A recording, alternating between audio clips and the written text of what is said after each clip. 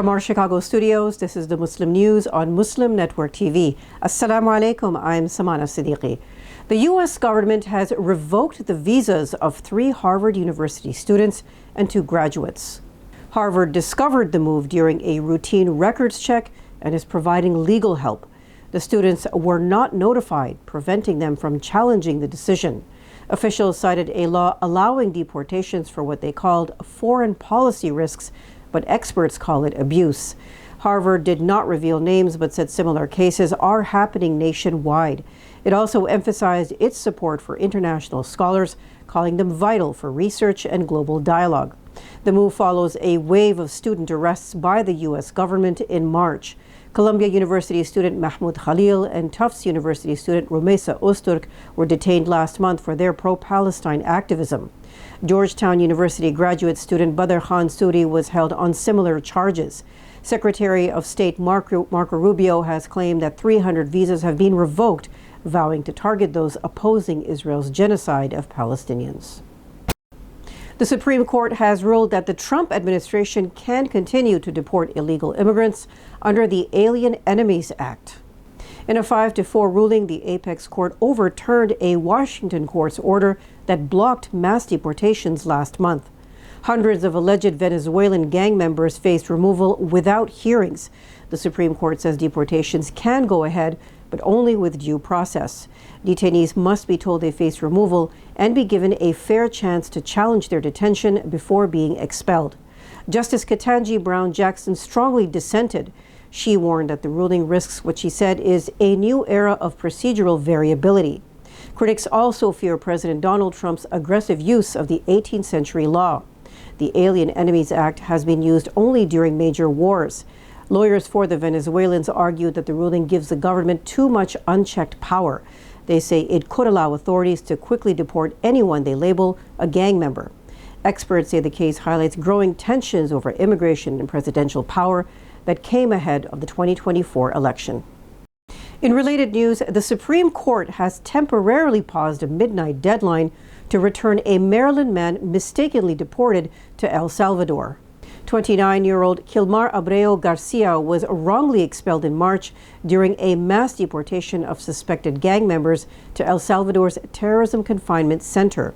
Although Abreu Garcia had a 2019 court order protecting him from removal, he remains jailed in El Salvador until his case is resolved.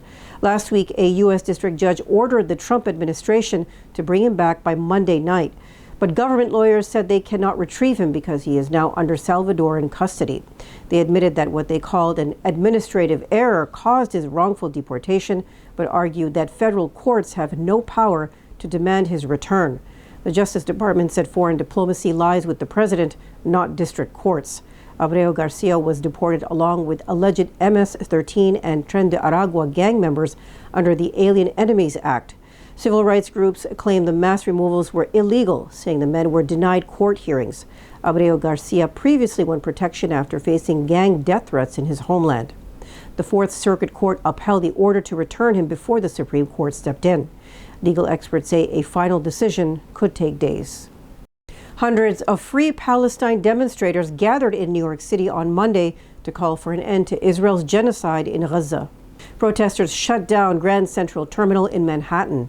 Waving Palestinian flags, they also called for an end to American support for Israel. The protest came as Israeli Prime Minister Benjamin Netanyahu is in Washington for a meeting with President Donald Trump. The prosecutors also held signs saying, "We are sick from genocide," and chanted, "Free, free Palestine."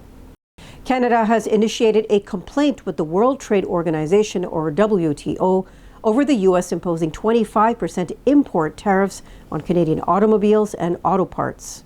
Canada's request for WTO dispute consultations with the U.S. is the first step to try to resolve the problem before official litigation by the trade organization. Canada claims the 25% tariffs violate obligations that fall under the 1994 General Agreement on Tariffs and Trade. The General Agreement lays out the cases concerning how member countries can use tariffs on trading partners. It was created to avoid trade wars. Vehicles under the Canada-United States-Mexico Agreement can avoid the 25% tariffs as long as the vehicle is fully assembled in the U.S. with parts originating in the United States. The tariffs apply to the portion of the vehicle that is of foreign origin. If the consultations between Canada and the U.S. do not come to a solution within 60 days, Canada can request the complaint go to WTO adjudication. The UN Food Agency has raised alarm over possible U.S. funding cuts for emergency food aid in 14 countries. Syria, Somalia, Afghanistan, and Zimbabwe are among those likely to be hit. Agency Chief Cindy McCain urged world leaders to act, saying pulling aid now would cost lives and harm global stability. The agency says millions facing extreme hunger could lose vital support. It warns that the cuts could be a death sentence in fragile regions. The agency is talking to U.S. officials to seek clarification and push for continued funding. While deeply concerned, it thanked the U.S. and other donors for past support. Its teams are still working to deliver food to the world's most vulnerable communities. The full list of affected countries has not yet been released. Two British members of parliament say they are astounded after being detained and deported by Israel. Labour MPs Abdissam Mohammed and Yuan Yang were stopped Saturday on arrival in Tel Aviv. They said they were shocked to be accused of planning to spread hate speech and document security forces. Israel's Population and Immigration Authority denied them entry. British Foreign Secretary David Lammy called the move unacceptable and deeply concerning. He said he raised the issue with Israeli officials and offered support to the MPs. Conservative UK leader Kemi Badenoch defended Israel's action, saying every country has a right to police its borders. The incident has heightened diplomatic tensions between the UK and Israel. War crimes complaint filed against 10 Britons. Details after the break, so stay tuned, and we'll be right back.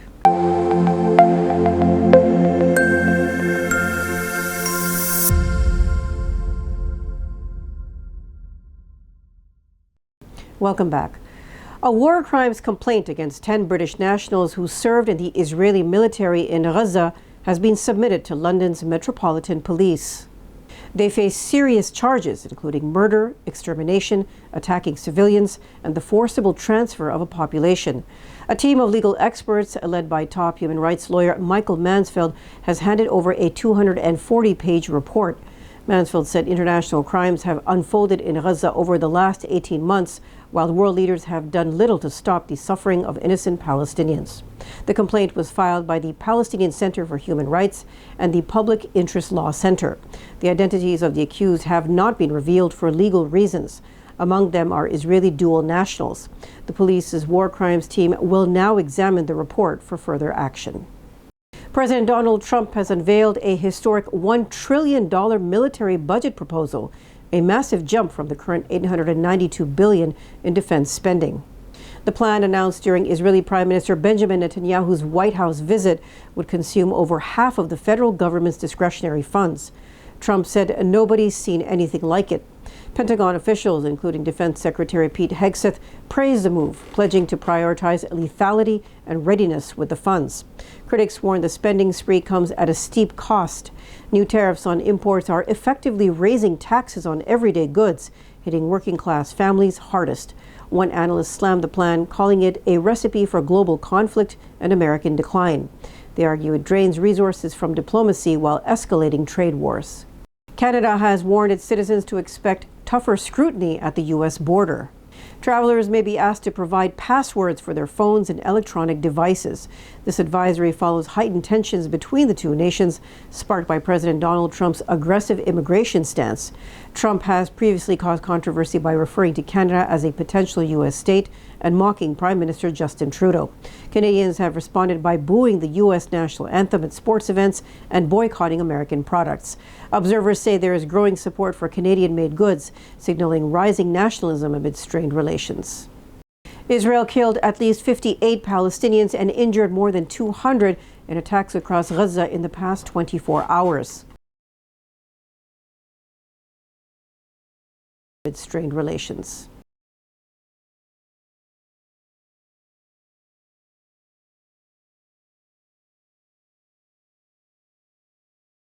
Strained relations.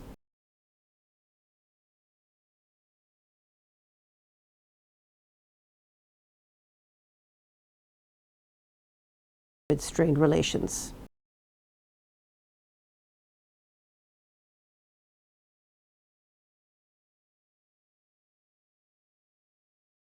Strained relations.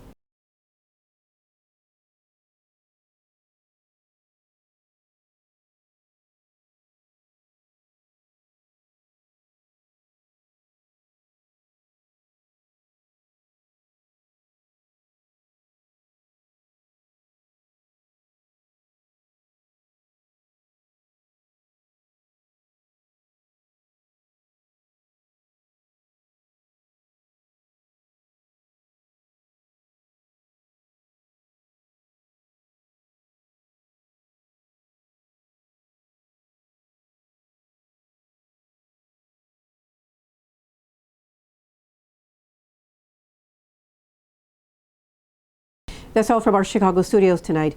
Thank you for watching Muslim News. We are a community channel dedicated to bringing you stories you can trust. Please like, share, and subscribe to our content. You can also comment to let us know what you think of our coverage. Please donate now by visiting muslimnetwork.tv/donate. For more content, keep watching Muslim Network TV. Salam.